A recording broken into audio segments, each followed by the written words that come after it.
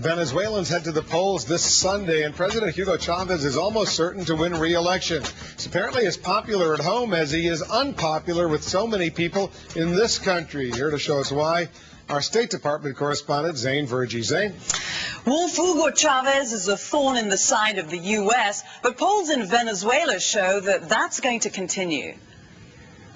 He made headlines when he stood before the United Nations and called President Bush the devil. En este mismo lugar, it still smells like sulfur. Hugo Chavez now says he was speaking off the cuff. No lo había previsto, me salió del corazón. Y si me salió. I didn't plan to call him a devil, but it came from my heart.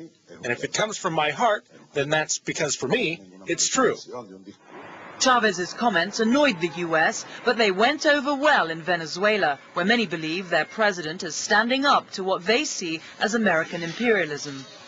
A recent AP Ipsos poll of both registered and likely voters finds 59% approve of the way their president handles foreign policy, and 63% say they have a negative view of President Bush. But Venezuela's ambassador says there's more to the Chavez revolution than just anti-American rhetoric.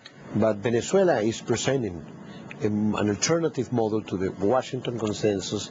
Herrera says only the elite are represented in U.S. democracy and that free trade will not solve the problems of the poor in Latin America. We have a different view of many things in the world, but we are not enemies of the U.S.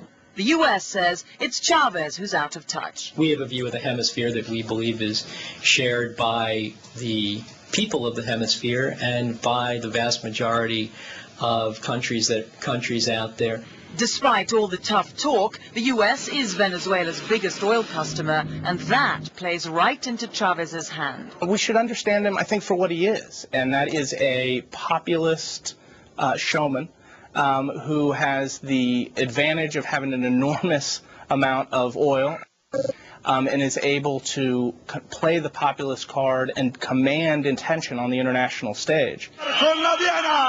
But Chavez, set to win Sunday's election, is likely to continue confronting the U.S. Experts say the U.S. shouldn't take the bait. That we need to de-escalate the rhetoric and essentially constructively ignore Hugo Chavez and get about the business of dealing with the real issues that are affecting U.S. policy in the Americas.